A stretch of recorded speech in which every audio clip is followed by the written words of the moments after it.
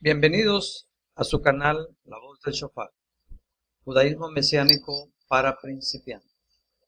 Les habla el Moré Ezra Ben Abraham. La parashá de esta semana se llama Korah y se encuentra en Bamidbar o Números 16:1 al 18:32. La porción de la Haftará se encuentra en Primera de Samuel del 11:14 al 12:22. Y la porción del Brit Hadashah o el pacto renovado lo tenemos en Yahudá 1 al 25. Grandes enseñanzas de vida tiene esta parashá. La principal es el resultado de la envidia. ¿Hasta qué extremos llega el hombre con tal de satisfacer su ego? Pues lo defiende.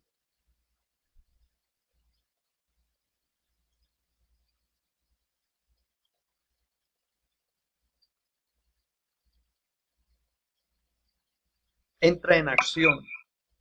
Y si lo analizamos desde la perspectiva humana, referente al caso que nos toca con Korah, podríamos pensar que el primero debe ser el mayor y el segundo el que le sigue. Pero si lo analizamos desde la perspectiva de Hashem, que es cosa diferente, ¿por qué? Pues que Él ve el corazón de nosotros. No es el rango o el tiempo de haber nacido. No. Dentro de los ejemplos de envidia tenemos varios malos ejemplos de los cuales deberíamos nosotros de aprender. El primero, desde la creación, cuando Caín siente envidia por las acciones que hizo Abel y decide quitarle la vida. Segundo, tenemos a Ismael e Isaac. El hermano pequeño es nombrado portador de la promesa. Esaf y Jacob, cuando su hermano Jacob obtuvo la primogenitura y la bendición en lugar suyo. Tenían celo, tenían amargura, los cuales fueron transmitidos a sus descendientes a lo largo de las generaciones. Y esa es la causa de las actitudes adversas entre los árabes y los judíos, entre el Islam y el judaísmo, entre los romanos y los judíos, entre el cristianismo y el judaísmo. Pero también tenemos buenos ejemplos, donde no hubo envidia, porque el hermano menor fue nombrado a una posición superior. Por ejemplo, vemos a Moshe y Aarón. Tenemos a Efraín y Menashe. Estos, gracias a las enseñanzas de su padre, Joseph, porque logró inculcar la Torá en sus dos hijos mayores, para que no tuvieran la misma envidia y peleas que él mismo había experimentado con sus hermanos, con sus tíos, con sus padres, y así rompiendo ese hábito generacional y poder combatir y erradicar de su propia familia toda clase de envidia. Asimismo, los descendientes de Korah lograron romper la maldición familiar y llegar a ser autores de varios salmos, como está escrito en las Escrituras. Incluso el profeta Samuel era descendiente de Korah. Korah y sus asociados habían visto las ventajas del sacerdocio en Egipto. Los sacerdotes egipcios tenían grandes riquezas y e influencia política, algo que Cora deseaba para sí mismo. Cora asumió que Moshe y Aarón y sus hijos estaban tratando de hacer el sacerdote israelita de la misma clase, la misma maquinaria política que él había visto en Egipto. Y él quería ser parte de ella, pero una parte activa, no una parte pasiva. No alcanzó a comprender que la ambición principal de Moshe era servir a Hashem, no la de controlar a los demás. De esto tenemos mucho el día de hoy, donde líderes no han entendido que el deber ser es servir y no ser servido. Sigue diciendo la Torá, cuando Moshe escuchó esto, cayó sobre su rostro. ¿Cuál fue la reacción de Moshe? Se postró ante Hashem. Pues él era el que lo había puesto ahí. Y en lugar de defenderse ante las acusaciones del pueblo, se quedó callado.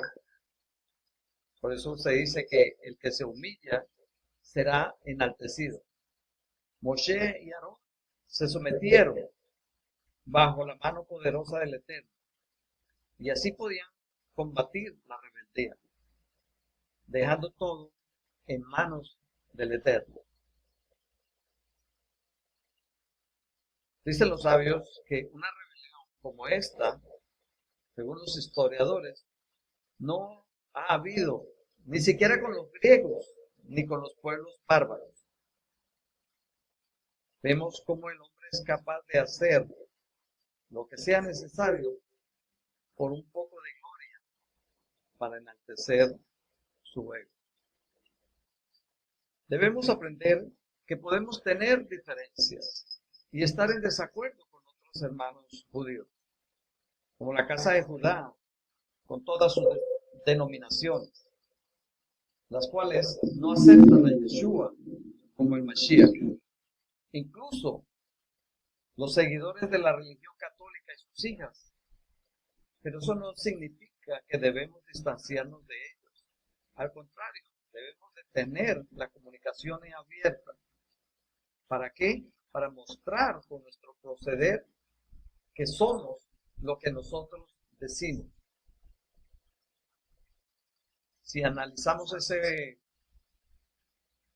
pequeña falta que les hace falta a ellos, vemos que a la casa de Judá le falta la aceptación de Yeshua como el Mashiach.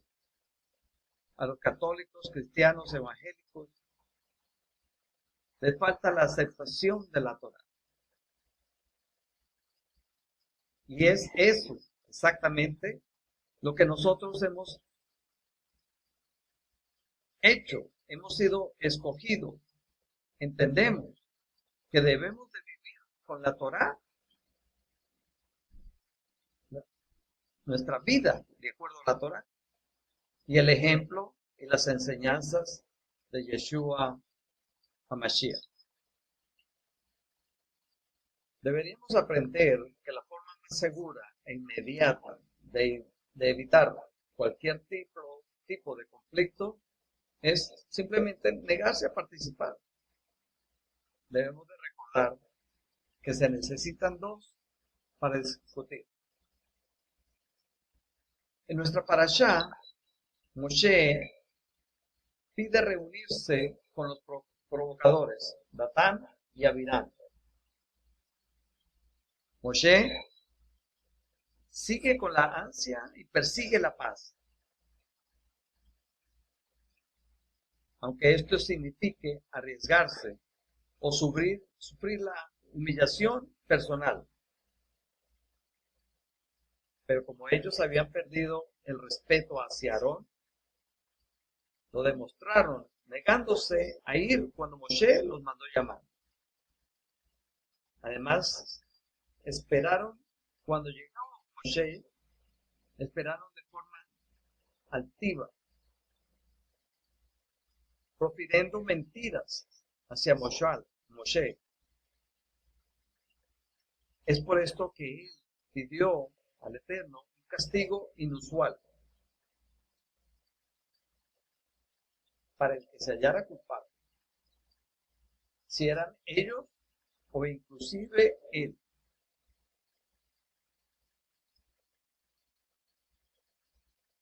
Y lo cual se cumplió, tal como lo pidió Moshe. Se abrió la tierra y se tragó a las tiendas de Natán, Abirán y Cora y toda la gente que estaba con ellos.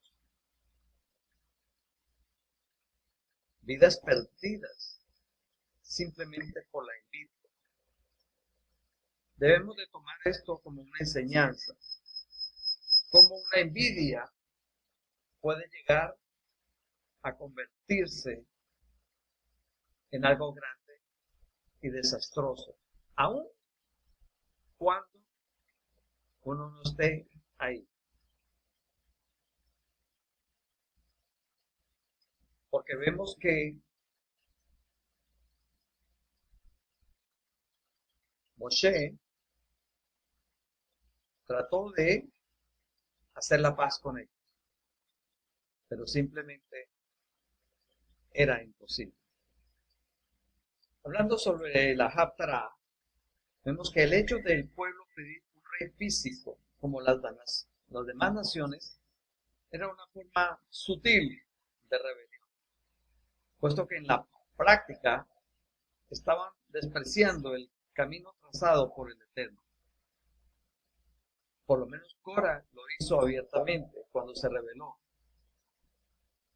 Pero podemos afirmar que la rebelión que se disfraza puede ser aún más nociva, ya que es aquella la que adormece el alma, con justificaciones que parecen lógicas, pero en realidad no son sino diferentes formas de la violación de la Torá. Lo que ha hecho se llama rebelión. Es interesante notar que la relación que hay entre la Haftarah y la Torá, el pueblo estaba descontento con la dirección del Eterno, creyendo que un hombre podría dirigir los destinos de Israel.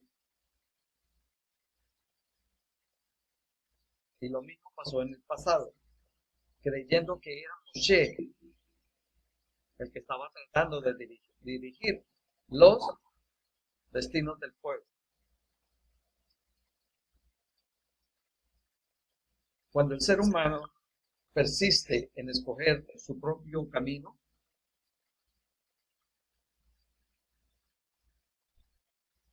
el cielo lo deja que siga su camino, para que después vea lo que le toca vivir por causa de esa decisión, y para que sea una experiencia que sirva para que no se repita, pues al fin y al cabo todos tenemos libre albedrío.